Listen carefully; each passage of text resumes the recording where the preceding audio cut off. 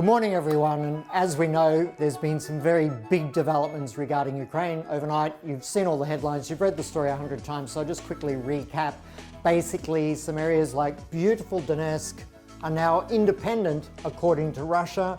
I'm sure there's mixed feelings on that in Donetsk itself, but it is a beautiful part of the world, said to be an independent area now. But of course, the ugly side of all of this is that that is merely a strategic chess game piece of play by Russia, and the rest of the world's not going to like it, isn't liking it, of course, and a lot of the local people probably aren't liking it either.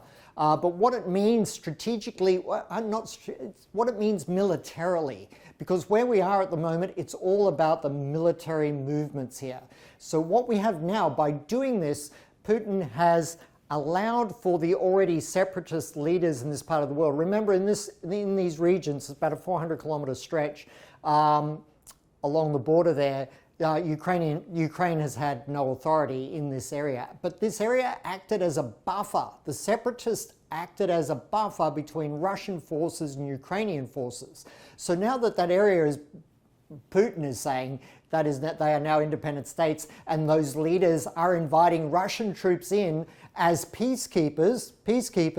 This means that very shortly we're going to, if it isn't already the case, within 24 hours, Russian troops on the ground in the separatist region, which means Russian troops for the very first time come face to face with Ukrainian forces. Well, not the very first time, because there's other parts of the border, but in areas where they're most likely to push forward, it's now going to be a very high risk, intense environment.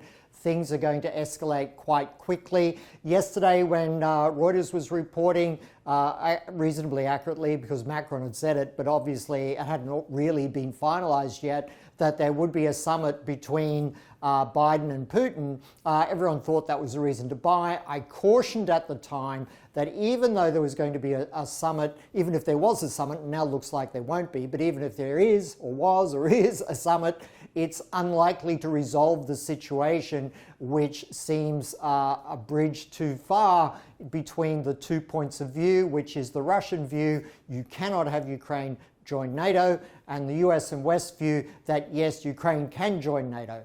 So we're not going to go into all that again. We've covered that quite well in the past, but this is a major escalation of risk of invasion. And as you know, I've been saying there's an 85% probability of a shock and awe style invasion. This is now the quiet invasion, moving right up to the starting line, the grid starting line, if you like, for an invasion, and that's likely to be led by airstrikes on even the capital, Kiev, which I've highlighted before. So we are increasingly at a risk of, remember I used the word free fall.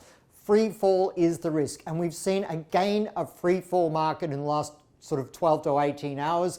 And that, again, I have to emphasize to you, is only a small market movement compared to what may be coming. And this is the point people keep missing. People keep thinking, oh, we can't have a war, so it'll be resolved. It may not be resolved. I'm thinking 85% probability there still is going to be a more significant invasion of Main Street, if I can use that term, Ukraine. Tragedy all round. And it's a tragedy unfolding right before us, and that doesn't mean because it's obvious it won't happen. It doesn't mean that at all. You have to protect yourself in these markets. I've been saying buy gold aggressively for nearly a year now, but very aggressively in the last 6 months. Steady accumulation would pay dividends. It's exactly what it's doing. I continue to highlight that this situation in Ukraine is simply a catalyst for natural fundamental forces that were going to unfold in the first place in favor of higher gold, lower equities overall. Now, if we look at the US stock market yesterday in the US, free fall scenario, it looks literally like a waterfall. Big waterfall over a few rocks, falling again. Look at the extent of this move here. There's no reason why this move can't be even bigger. So that's the risk I'm warning of. Now, if we step back a little bit to a longer term chart of the US 500 index, you can see that where we are here from a historical point of view long term, this of course coming back to the pandemic lows, breaking these support levels here, which we're hitting on right now with this so far moderate waterfall effect, we break there. Let me say this very clearly to you, the US 500 index can easily lose 1,000 points from here. That is big. It would mean that the market had fallen about 30-35% overall from its highs. That is the risk here. Hence my animation. I'm really trying to get this message out. Okay, if we move and we have a look at the AUS 200 index, a long-term chart there, we can see that it's been trying to hang on, the Australian stock market, but it has actually, it did peak a lot earlier before the US market. Now it's been trying to hang on several times, had these ridiculous breaks in both directions, very difficult trading conditions if you're a range break trader in a big picture sense. But this is very heavy price action after a significant impulse wave to the downside. Choppy chaos consolidation, trying to rally, it's not working. This market too can fall down. What's going to be interesting in the dynamic about the Australian market is, of course, that a lot of people have felt, oh, Australia could be a safe haven. Australian mining stocks should do well in a situation of conflict. Now, they're relatively valid arguments, but we're not talking about, and touch wood, we're not talking about a world war. We're not talking about that massive boost to manufacturing and factory activity of weapons around the world that you would need and were needed in the Second World War. So any pricing in of too big an event or benefit to minerals, iron ore, etc., and mining companies here could be a little bit of a trick play. And I would caution you that if the overall market falls significantly, even the mining stocks are going to fall as well. So be careful about that. And when you take what I just said then into account as a possible scenario in view of the market, then you can see why this heavy consolidation here could lead to a fast drop. Okay, sticking with Australia, let's look at the Australian dollar. Okay, Australian dollar long term. I put this long term chart up because last year at 77.45, I forecast the Aussie would fall to 70 cents, got that. Then I forecast the Australian dollar could fall to 65 cents in 2022, even risk 58 cents in 2023. So we can see here from the long-term chart, a movement to 65 cents, it's a heartbeat away in a big picture sense. I myself have traded the Australian dollar at 48.50. I was around the day it crashed to 48.50. The spreads were 50 points those days, and a lot of people hit that 48.50 bid before the market finally came back. So when you've traded the Aussie at 48.5 cents, it's not so difficult to forecast 65 cents. It's been there several times before. Again, a similar story to equities, people thinking, oh, the Australian dollar might be some form of safe haven. But if there is a shock and awe attack on Ukraine, Kiev, the capital, etc., the US dollar will go through the roof. The Australian dollar will capitulate and break lower. Keep an eye on that chart as well. Moving along then, this is the Australian dollar in a shorter term time frame, and you can see this market getting tired. Be very careful of a fresh breakdown here. This is the daily chart. Breaking down below those lows there around 71.45. We're probably almost on those now, about to go.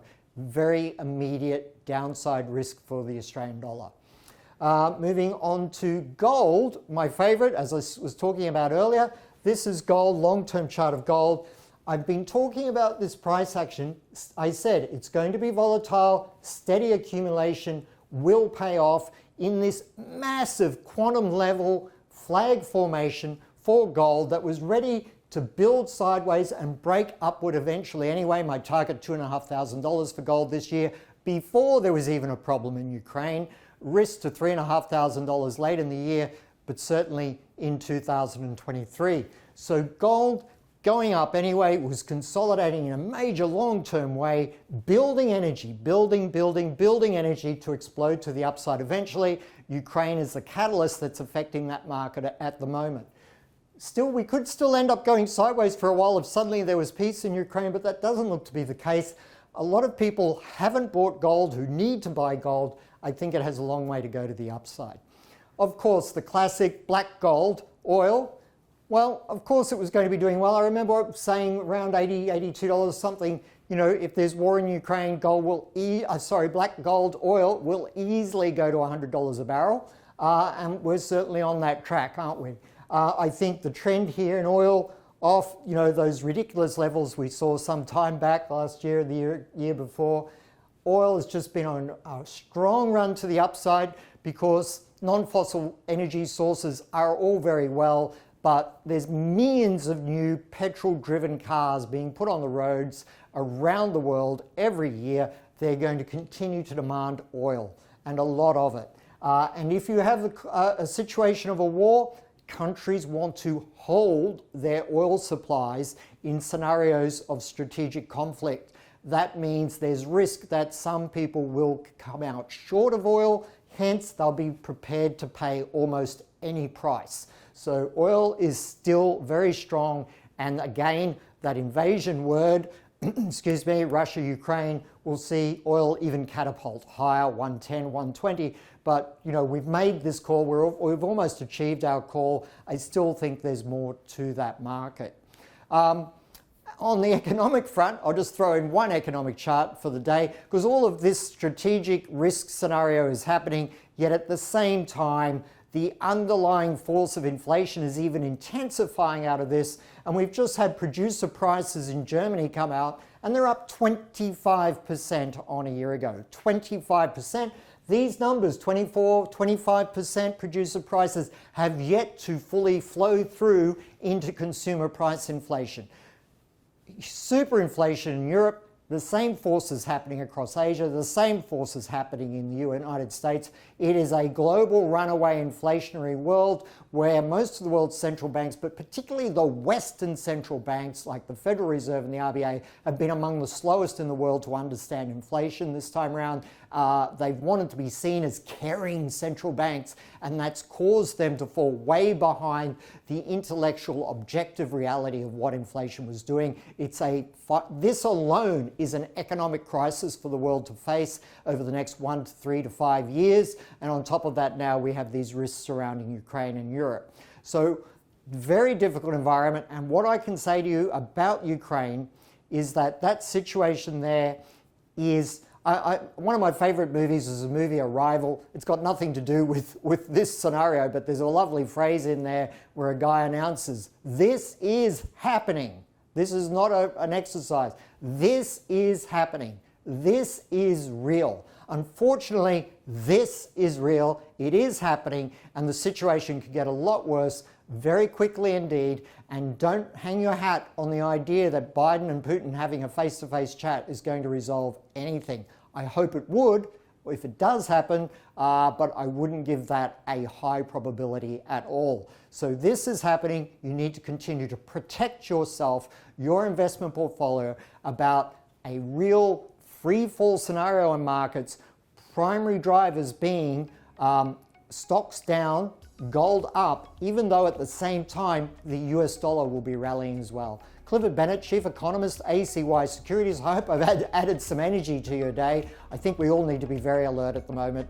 Thank you very much for tuning in.